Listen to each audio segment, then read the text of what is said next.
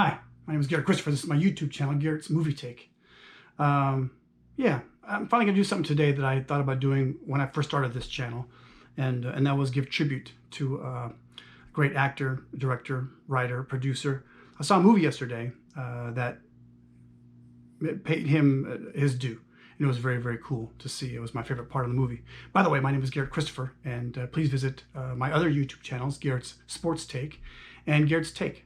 Garrett's Sports Take, I talk about stuff with regarding sports, football mostly right now. I do kind of dabble into some other sports, but for right now, football is kind of the main thing, even though basketball is going on, and there's free agency with the Dodgers and baseball in general, whatever like that. But yeah, I talk mostly about football right now, and then we'll open up basketball probably sometime, around Christmas time. But in any case, I also do a weekly podcast available on SoundCloud and Spotify. I have 5 novels that I've written. And please visit my website, GarrettChristopher.com. You'll find out more about the novels and the audiobooks and how to get those. And I've got 3 audiobooks available at iTunes and Audible. And the books you can find on my site or at bn.com. So in any case, those are my plugs. But so I went to go see, and I've seen a few movies this week actually, if you've been following my channel here, my episodes. I saw Dune last week. I was on Thanksgiving actually. And then I saw shortly after that King Richard. And then I decided to see Ghostbusters-Afterlife yesterday. The trailers looked really cute, and I definitely enjoyed the first Ghostbusters. 2 and 3 not so much. I did not go see the Ghostbusters film with the entourage of ladies. I loved all the women that were in that film, but never saw it. I don't know. The trailers didn't really pull me in, and I didn't go see it. Maybe it's good. I don't know, but I didn't see it. But I did see this one. Mostly because the young lady who plays the granddaughter of Egon, I thought she looked so much like him that it was I was interested about that, right? And it was a good movie. I had a good time. Popcorn was great. Soda was great. I actually had fruit punch. No soda. I had fruit punch actually. But yeah, it was a couple editing things here and there, but it was good action in there, and the kids did a great job, and the other actors. And I'm not a Paul Rudd fan. And I don't know why, and my daughters get on me about that. Does anyone else think that he's not a good fit for Ant-Man? And I know that Ant-Man in the Marvel Comics had somewhat of a comical slant, but no more than like Iron Man or anyone else, or the Human Torch even had more than that in the Marvel Comics. I don't care for Paul Rudd as Ant-Man. Am I the only person? And I'm okay with him as an actor, I guess, but I don't really care for him in this film either. Maybe I'm just jealous. He's much better looking than I am. Any case, yeah, so I wasn't a real big fan of that, but it was an okay movie. It was okay. My favorite part, and I'm going to segue into something else, a bigger portion of this little episode, was that, how can I put this? Okay, no spoilers here, but there are ghosts in the film. We'll just say that, okay? And at one point, there is a scene that comes up, and it says, "For Harold," right? And we're talking about Harold Ramis.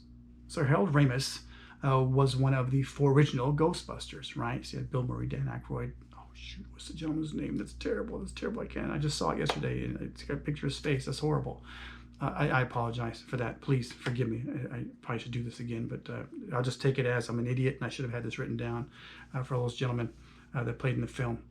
It's just I see more Dan Aykroyd and Bill Murray in films. And Harold Ramis is kind of like the focus of this particular episode, because this guy has done a lot of films. So I've got 4 posted here. Caddyshack, I learned, was actually his first directing film, and what a way to start off, right?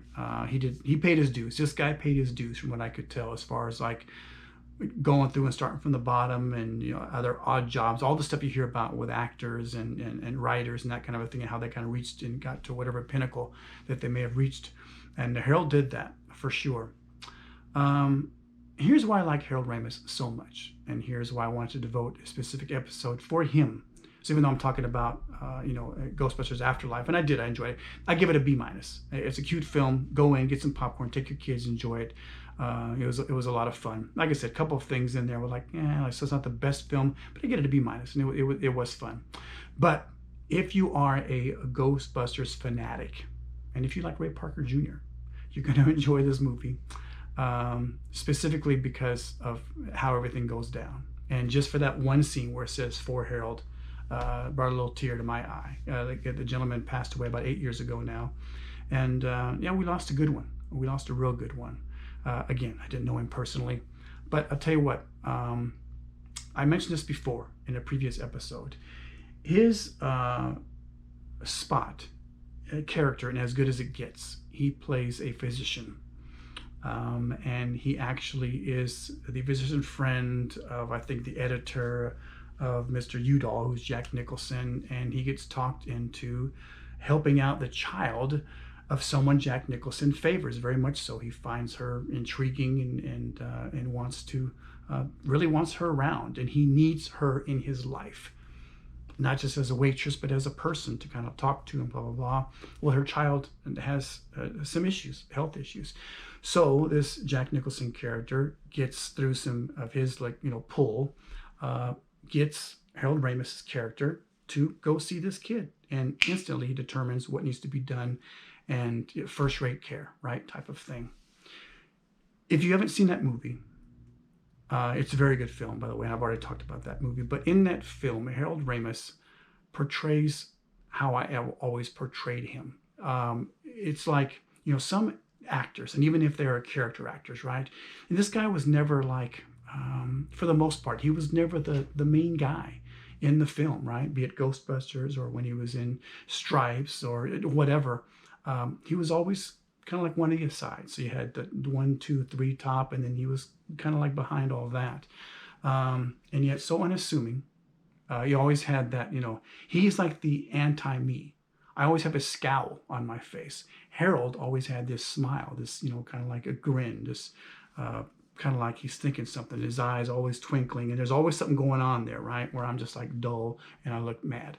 In any case, yeah, always had that same look about him, and great hair, by the way, as well.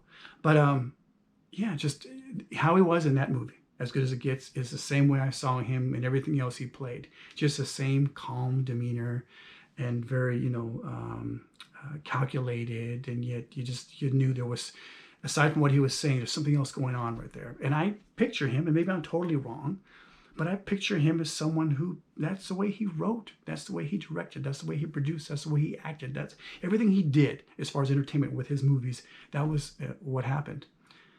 I probably fell mostly enamored with him, not only by watching Analyze This, but when I listened to the what do you say, when they have the director or the actors or whatever like that kind of do the director's cut, right? Not cut, but they kind of go through and they talk. I can't think of the word. God, terrible. I can think of actors' names. I can't think of anything. In any case, so I listened to this, and I don't do that normally. Usually it's kind of boring. Yeah, sometimes it's fun to hear the actors kind of go back and forth, but they begin to kind of get so much like they're in their own little world and they're talking to one another. They never talk to you. Or in this case, hearing Harold talk about the different actors and what he did and why he did this and going through like that, I fell in love with the guy. So if you ever watch Analyze This, great movie, but I would watch it and listen to him kind of take you through the movie. It was really cool. So much so that I did it for Analyze That also, the sequel, and listen to him again. It was really, really, really fun. And yeah, you got a chance to listen to Harold Ramis talk for a couple of hours, and it was neat. It was really, really neat. So for a gentleman, Harold Ramis, who was very instrumental in Ghostbusters as an actor, but also as a writer and everything else. And I guess he and Bill Murray did like 7 or 8 different projects together, and that was probably just like crazy, crazy fun. But a couple movies I don't have up here, which are very, very well, Stripes is one of them. Animal House, he was real big. I guess that came direct out of SCTV when he was a big part of that. And then it did Animal House, and a lot of people love that movie. I wasn't crazy about it. And I'm definitely a John Belushi fan. Blues Brothers, of course. Love that film. You know that already. Or maybe you don't. If you don't, you need to go back and listen to my other episodes.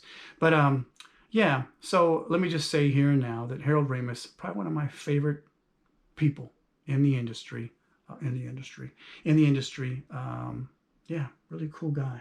So if you have not watched these films before, I've already talked about Vacation. I don't know if I've talked about Caddyshack yet, or As Good as It Gets, I did one on that one. But these two, I'll talk about that a little bit more.